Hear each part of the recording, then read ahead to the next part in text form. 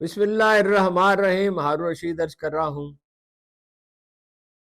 السلام علیکم ورحمۃ اللہ وبرکاتہ۔ دو ہی اہم موضوعات ہیں، عمران خان کے ساتھ جو نامہ پیام جاری ہے اس کی نوعیت کیا ہے، اور ایران میں جو جنگ جاری ہے وہ اس کا رخ کس طرف ہے۔ عمران خان کے ساتھ تو بالواسطہ مذاکرات تو جاری ہیں، وہ اپنی اسی پوزیشن پہ برقرار ہیں، یعنی حکومت دباؤ بھی بہت ڈال رہی ہے اور ایک طرح سے منت سماجت بھی کر رہی ہے۔ یہ واضح ہوتا جا رہا ہے کہ موجودہ حکومت تادیر برقرار نہیں رہ سکتی، کوئی متبادل نظام لانا ہوگا، اور متبادل نظام یہی ہے کہ اکثریتی پارٹی کو اقتدار سونپ دیا جائے۔ اس کے لیے شرائط، جیسے میں نے پہلے عرض کیا تھا، طے نہیں ہو رہی۔ خاندان کو عید پر بھی ملاقات کی اجازت نہیں دی گئی تاکہ دباؤ برقرار رہے اور زیادہ سے زیادہ شرائط بنوائی جا سکے۔ اس میں حکومت پیچھے ہٹی ہے، میں بہت تفصیل نہیں بتا سکتا کیونکہ ذرائع کا اصرار ہے کہ تفصیلات نہ بتائی جائیں، ذرائع کو اندیشہ ہوتا ہے ایکسپوز ہونے کا، وہ کہتے ہیں کہ زیادہ تفصیلات نہ بتائی جائیں، ان کا اصرار ہے۔ عمران خان اپنی پوزیشن پہ برقرار ہے، حکومت کچھ رعایتیں دینے کے لیے تیار ہے، جس کی طرف کل میں نے اشارہ کیا تھا، یعنی یہ کل اور پرسوں، یعنی یہ کہ انہیں رہا کر دیا جائے، وہ کچھ دن کے لیے، چند دن کے لیے ملک سے باہر چلے جائیں، ان کے بیٹوں کو آنے کی اجازت دے دی جائے، اور اس کے بعد واپس آ کر وہ سیاسی تحریک چلائیں اور ایک شخص کے سوا جس پہ چاہیں تنقید کریں۔ اور باقی تو تفصیلات، اصل میں معاہدے میں تفصیلات ہی اہم ہوتی ہیں، کوئی معاملہ اگر طے پاتا ہے۔ لیکن یہ میں دو باتیں یقین سے کہہ سکتا ہوں ایران کے بارے میں، یہ بات کہ ایران کو الٹیمیٹلی شکست نہیں ہوگی، امریکہ کو اس میں رسوائی اور ذلت کا سامنا کرنا پڑے گا، بتدریج وہ کمزور ہوتا جائے گا، اور عمران خان کو بہرحال رہا ہونا ہے، اس کے بغیر سیاسی استحکام آ نہیں سکتا، اس کے بغیر افغانستان سے معاملات طے نہیں ہو سکتے، ایران سے پرجوش تعلقات قائم نہیں ہو سکتے، یورپی یونین، امریکہ اور مڈل ایسٹ کے ساتھ پاکستان بہتر بارگیننگ کی پوزیشن میں نہیں آ سکتا۔ سیاسی استحکام اور مقبول لیڈرشپ کے بغیر ظاہر ہے یہ نہیں ہو سکتا۔ عمران خان کے بارے میں تو اتنی ہی خبر ہے، تو ایران کے بارے میں عرض کرتا ہوں، بہت تفصیلات میں جائے بغیر عرض یہ ہے کہ مبصرین کی اکثریت اب اس بات پہ متفق ہے کہ امریکہ یہ جنگ نہیں جیت سکتا۔ امریکیوں اور اسرائیلیوں کی کوشش اب یہ بھی ہے کہ عربوں اور ایرانیوں کو باہم متصادم کریں۔ خود صدر ڈونلڈ ٹرمپ جو ہیں وہ کنفیوژن کا شکار ہیں، پریشان ہیں، انہوں نے کیوبا پر قبضہ کرنے کا دھمکی دی ہے، چین کا دورہ انہوں نے منسوخ کر دیا ہے، جو کہ ان کی ضرورت ہے قیمتی معدنیات کے لیے، جس کے بغیر انڈسٹری نہیں چل سکتی ان کی۔ اور یورپی ممالک ان سے دور ہوتے جا رہے ہیں، اور ایک نیا عالمی نظام ابھر رہا ہے، متبادل عالمی نظام ابھر رہا ہے، اور اس سے دلچسپی بڑھتی چلی جا رہی ہے۔ آبنائے ہرمز کھولنے کے لیے کسی بھی حلیف نے امریکیوں کی مدد کرنے سے انکار کر دیا ہے۔ اس سے بھی زیادہ اہم بات یہ ہے کہ جو سبکدوش فوجی افسر ہیں امریکہ کے، جو کھلے عام بات کر سکتے ہیں، ان کا کہنا یہ ہے کہ جنگ کی منصوبہ بندی ٹھیک نہیں کی گئی، اور آبنائے ہرمز کو کسی طرح کھولا نہیں جا سکتا، اور اگر یہ کوشش کی گئی 2 سے 5 ہزار فوجی بھیج کر، جیسا کہ منصوبہ ہے کہ، تو اس سے بہت امریکہ کے جانی نقصان ہوگا، اور اس کی تاب نہیں لا سکیں گے ڈونلڈ ٹرمپ۔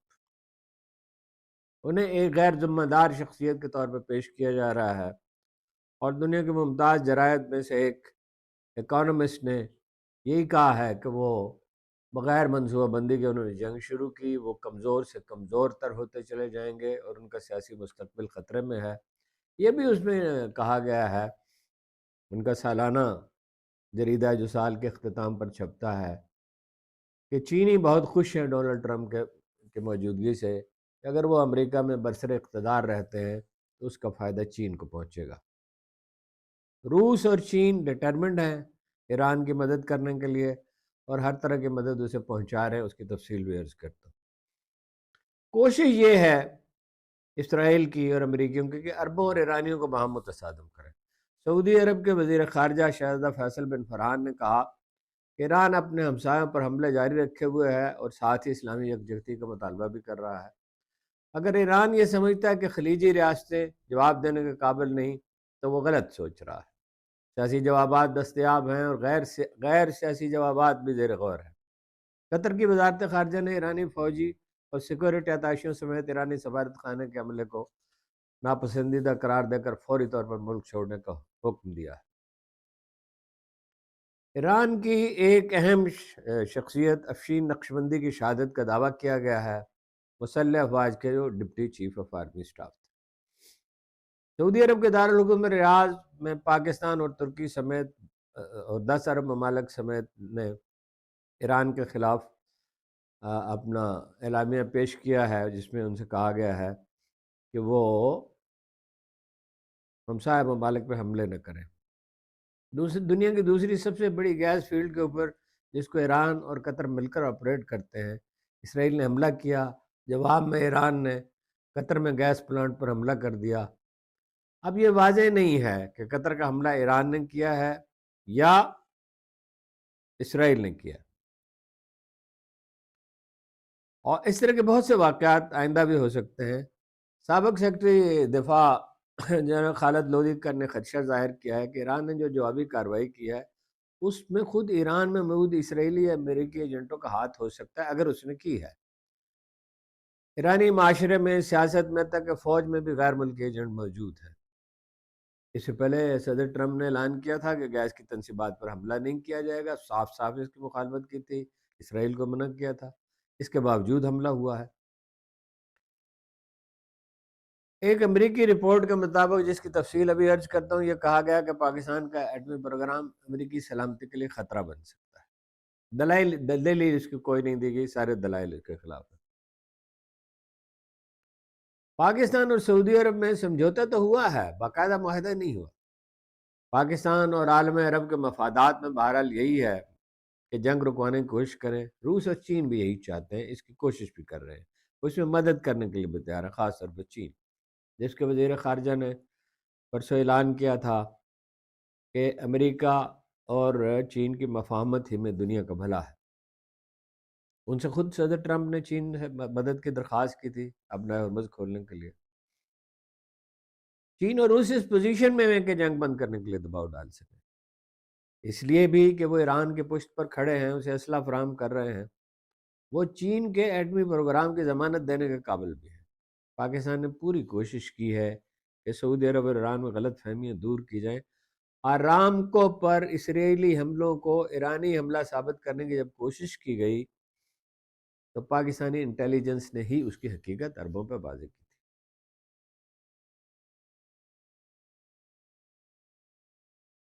اکانومسٹ نے لکھا ہے صدر ٹرمپ کی حمایت کم ہو رہی ہے، لیکن اس میں یہ اندیشہ بھی ہے کہ وہ کوئی بڑی حماقت نہ کر بیٹھے۔ امریکہ کی ڈائریکٹر انٹیلیجنس تلسی گیبرڈ نے، یہ انٹیلیجنس کمیونٹی ہے، مختلف انٹیلیجنس ایجنسیاں جو ہیں، جو وہ مل کر بیٹھتی ہیں تو اسے انٹیلیجنس کمیونٹی کہا جاتا ہے۔ انہوں نے سینٹ میں کہا کہ پاکستان کے میزائل پروگرام اور علاقائی پالیسیوں کو امریکہ کی سلامتی کے لیے انہوں نے خطرہ قرار دیا۔ اس رپورٹ میں جو بہت چونکا دینے والی بات یہ ہے کہ پاکستان کا ذکر امریکہ کے کٹر رہے روس، چین، شمالی کوریا اور ایران کے ساتھ کیا گیا۔ اب دلچسپ بات یہ ہے کہ یہی انٹیلیجنس کمیونٹی جو ہے، یہ ایک رپورٹ پیش کر چکی تھی ڈونلڈ ٹرمپ کو کہ ایران سے کوئی خطرہ نہیں ہے۔ جو کینٹ اسی پر مستعفی ہوئے، مزید بھی ان کا ذکر کرتا ہوں۔ تو اب ان سے پوچھا گیا کہ آپ نے تو یہ کہا تھا، انٹیلیجنس کمیونٹی نے، پوری تمام انٹیلیجنس ایجنسیوں کی مشترکہ رپورٹ تھی کہ ایران سے کوئی خطرہ اسرائیل کو نہیں ہے، امریکہ کو نہیں ہے۔ اور یہ تو تمام امریکن میڈیا کہہ رہا ہے اور مبصرین کہہ رہے ہیں، میڈیا سے زیادہ مبصرین، جو معتبر مبصرین ہیں، وہ یہ کہہ رہے ہیں، جن کا نام بار بار میں اب سرچ کرتا رہا ہوں، کہ امریکہ کی یہ جنگ ہی نہیں ہے، یہ اسرائیل کی جنگ ہے جس میں امریکہ کو گھسیٹ لیا گیا ہے۔ مگر اب انہوں نے یہ کہا کہ پاکستان ایسی ٹیکنالوجی تیار کر رہا ہے، تلسی گیبرڈ نے کہا، جو اس کی جو ہے جنوب ایشیا سے باہر کے اہداف کا نشانہ جن سے بنایا جا سکتا ہے، بین البر اعظمی میزائل تیار کر سکتا ہے۔ پاکستان کی پالیسی نہیں ہے۔ یہ صدر مشرف کے دور میں اس کا واضح طور پر اعلان کیا گیا تھا، اور پاکستان کے ایٹمی پروگرام پہ جب اعتراضات ہوئے تھے تو اس کے ایسے حفاظتی انتظامات کیے گئے تھے جس کی کوئی مثال نہیں۔ اور موجودہ حکومت سے آپ یہ توقع رکھتے ہیں اس قیادت سے کہ وہ بین البر اعظمی میزائل بنائے گی، 2700 کلومیٹر تک شاہین 3 میزائل جو ہے وہ مار کر سکتا ہے، اور وہ انڈین سینٹرک ہے۔ امریکہ میں مقیم پاکستانی بھی یہی سمجھتے ہیں کہ سی آئی اے سمیت دوسرے امریکی ادارے عربوں اور ایرانیوں کے درمیان غلط فہمیاں پیدا کر کے انہیں متصادم کرنے کی کوشش کر رہے ہیں۔ اہم ترین مبصرین میں سے ایک پراوین سواہنی تو یہ کہتے ہیں کہ امریکہ یہ جنگ ہار چکا ہے۔ اگر یہ جنگ جاری رہی تو دو چیزیں ہو سکتی ہیں، ایک یہ کہ امریکہ کو انتہائی توہین سے دو چار ہونا پڑے، دوسرا یہ کہ طاقت کا مرکز ایشیا منتقل ہو جائے گا جو دنیا کی 40% آبادی اور 41% معیشت پہ مشتمل ہے۔ صرف آبنائے ہرمز نہیں بلکہ عمان سے آگے تک سمندروں پر ایران کی حکمرانی ہے۔ ادھر حوثیوں نے یہ اعلان کیا ہے کہ جیسے ہی ایران اشارہ کرے گا ہم باب المندب بند کر دیں گے اور بحیرہ احمر سے، ریڈ سی سے کسی اسرائیلی اور امریکی جہاز کو گزرنے نہیں دیں گے۔ اب ایک صورت تو یہ ہے کہ امریکہ ایرانی پیشکش قبول کر لے، یعنی مشرق وسطیٰ میں اپنے فوجی اڈے بند کر دے۔ طویل عرصے تک امریکہ یہ جنگ اس لیے بھی جاری نہیں رکھ سکتا کہ میزائل تباہ کرنے والے انٹرسیپٹر جو ہیں ان کو کافی تعداد ان کے پاس موجود نہیں ہے، بہت سے استعمال ہو چکے اور وہ تیزی سے تیار نہیں کیے جا سکتے۔ پھر یہ کہ آبنائے ہرمز کے نیچے ٹنلز بنی ہوئی ہیں، اس میں میزائل موجود ہیں اور وہاں سے گزرنا ممکن نہیں ہے۔ اب ڈیسپریشن میں ایک تو انہوں نے یہ دھمکی دی ڈونلڈ ٹرمپ نے کہ ایسی بمباری کروں گا کہ پچھلی ساری کاروائیاں جو ہے بھول جائیں گے۔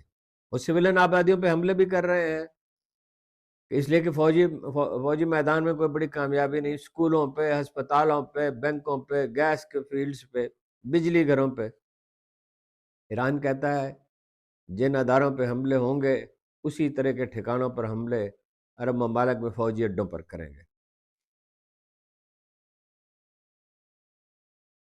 جو کینڈ نے یہ کہا، کاؤنٹر ٹیررزم کے سربراہ جنہیں خود منتخب کیا تھا سوچ سمجھ کر انہوں نے، ڈونلڈ ٹرمپ نے، کہ میرا ضمیر مجھے اس جنگ میں شامل ہونے کی اجازت نہیں دیتا۔ ابھی انہوں نے ایک انٹرویو دیا ہے، اس میں بھی انہوں نے کہا ہے کہ میرے پاس تو معلومات تھی ساری، مجھے تو معلوم تھا ایران سے کوئی خطرہ نہیں ہے اور امریکہ کو کوئی مفاد نہیں ہے، اس پہ انٹیلیجنس ایجنسیاں ساری متفق تھیں۔ تو اسرائیلی لابی ہے جس نے امریکہ کو اس جنگ میں شریک کیا۔ 5 بنیادی نکات اس میں اجاگر ہوئے ہیں۔ دنیا پر امریکی حکمرانی اب قابل قبول نہیں، فیصلے اب اقوام متحدہ میں ہونے چاہیے۔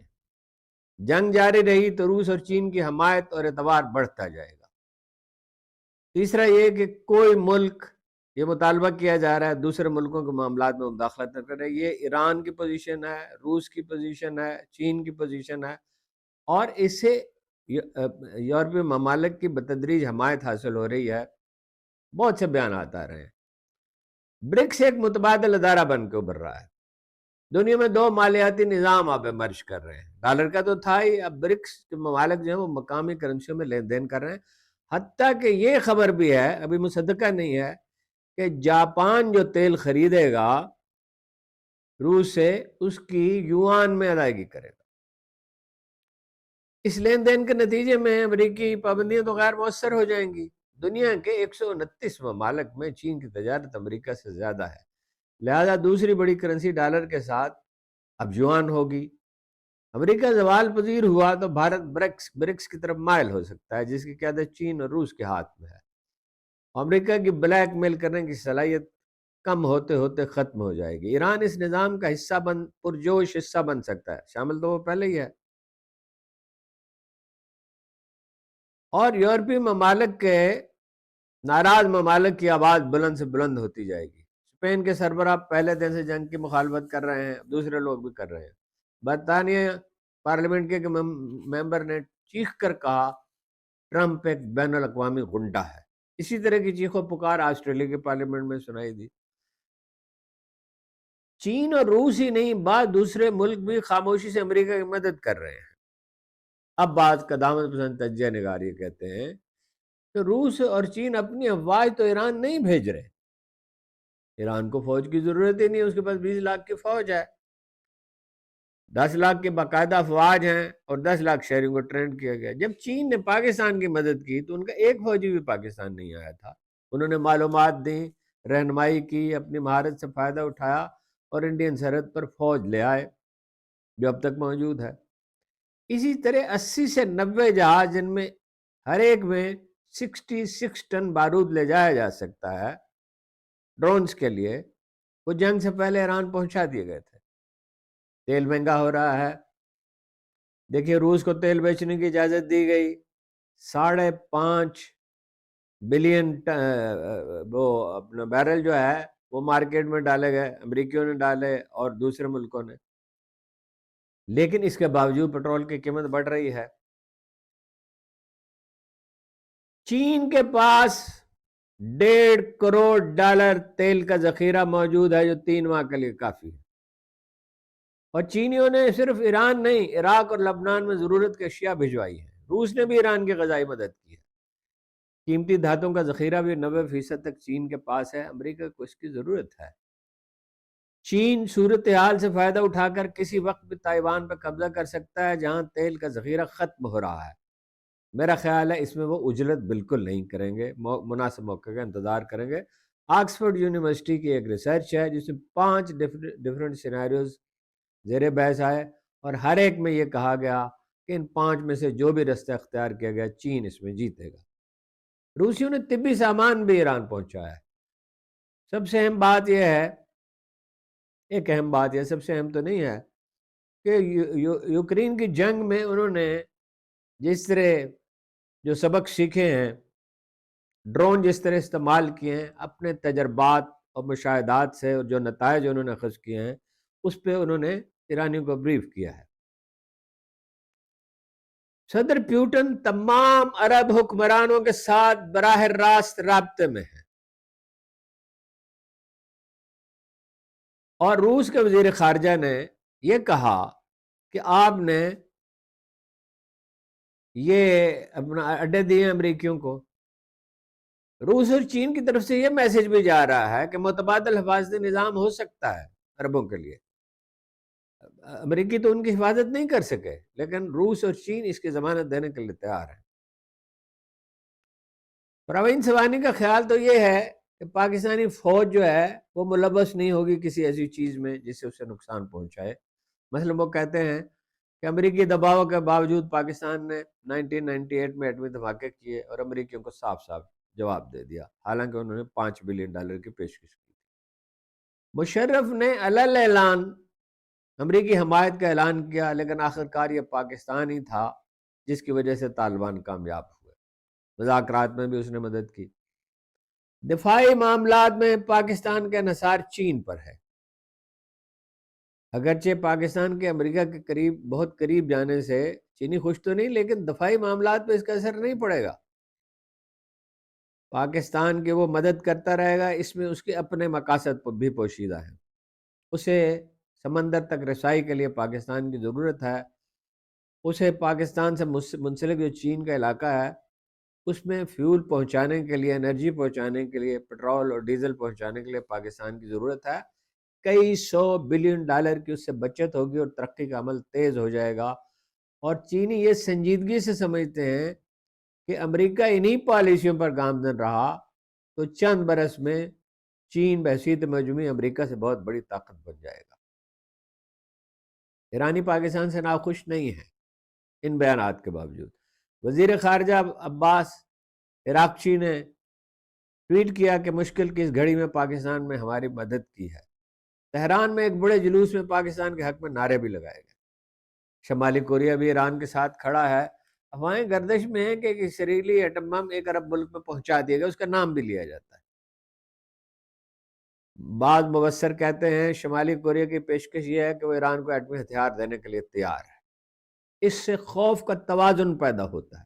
जंग बंद होने के इम्कानात बढ़ते हैं। ईरानियों के हौसले बुलंद हैं। कहा जा रहा है कि तबाही बहुत होगी, गजा जैसी तबाही हो सकती है, लेकिन ऐसी तबाही वियतनाम में हुई थी और वियतनाम रीबिल्ड हुआ। जंग लंबी होती है तो ये अमेरिका के मफाद में नहीं है। ईरानियों में वो हिम्मत और जोश जज्बा मौजूद है और बैनुल अक़वामी हमायत ऐसी है कि वो मुल्क को रीबिल्ड कर सकते हैं। मुसीबत से और आजमाई से तो गुजरेंगे, लेकिन इसका ज्यादा नुकसान अमेरिका को होगा। इसराइल को ना भी हो तो अमेरिका को होगा। जो जंग आगे बढ़ेगी, मुतबादल आलमी निज़ाम के लिए दूसरे ममालिक की दिलचस्पी बढ़ती जाएगी। ट्रंप अपना एतबार खो चुके हैं, अमेरिका अपना एतबार खो चुका है और नए आलमी निज़ाम को वजूद में आना है। लेकिन वो नुक्ता अहम है जो मैंने आपसे शुरू में अर्ज किया, अगर अरबों में और ईरानियों में बाहम तसादम करा दिया जाए, जो उम्मीद है नहीं होगा, तो इसराइली और अमरीकी खेल से निकल जाएंगे। अगर ऐसा हुआ तो ये तातारियों के यलगार से बदतर होगा। जब वस्ती एशिया, ईरान और शाम और मगरबी ममालिक तक मंगोल फैल गए थे, जब बगदाद इस तरह बर्बाद हो गया था कि लहू से शहर की गलियां सुर्ख थीं और किताबों की राख से दरिया दजला का पानी स्याह हो गया था, जब हलाको खाने तय खाने में पड़े हीरों के ढेर में से चंद मुट्ठियां मंगवाकर मोतसम बिल्ला को पेश की और कहा, ये खाओ, अगर तुम इस रुपए से असला खरीदते और फौजी तैयारी करते तो मैं आज का दिन न देखना पड़ता। ये अलग बात कि फिर मिस्र से गुलाम उठा रुकनुद्दीन बैबरस और उसने तातारियों का मुंह फेर दिया। पहली जंग में 30-40 हजार तातारी मारे गए। देखना यह होता है कि तारीख का रुख किस तरफ है, वक्त का धारा किस तरफ बह रहा है। अमरीकी तकलीफ नहीं उठा सकते, अजियत नहीं झेल सकते, महंगाई बर्दाश्त नहीं कर सकते जो बढ़ रही है, अफरात ज़र बर्दाश्त नहीं कर सकते, अपने लोगों को मरते हुए नहीं देख सकते। अरब तो जो मौजूदा अरब ममालिक हैं, कुछ ममालिक तो तबाह हो गए, जो ममालिक मौजूद हैं इस वक्त जिनसे उलझाव है, इन्होंने तो कभी कोई जंग लड़ी नहीं, देखी नहीं। ये तो आसूदगी और आसाइश के ऐसे आदी हैं कि जिसकी तारीख में बहुत कम मिसालें होंगी। ये दुख और जख्म नहीं झेल सकते। ईरान झेल सकता है, ईरान इससे गुजर जाएगा।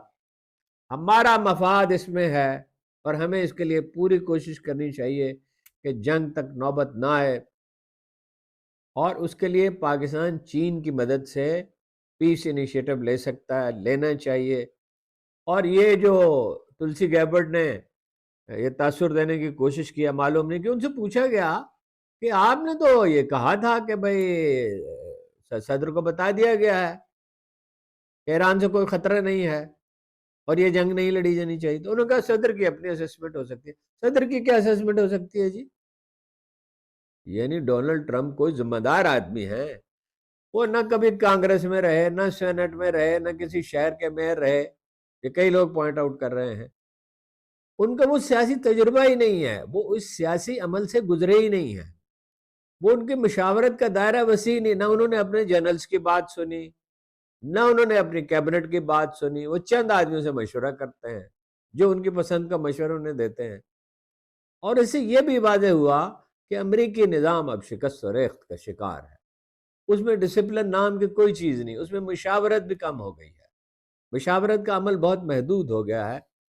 लिहाजा ये तो वाज़ेह है कि नया आलमी निज़ाम उभरेगा, अमेरिका कमज़ोर होगा। जंग कब तक चलेगी ये कहा नहीं जा सकता, लेकिन अगर जंग तवील होती है तो खसारा अमेरिका का होगा, ईरान का नहीं होगा। आपका बहुत बहुत शुक्रिया।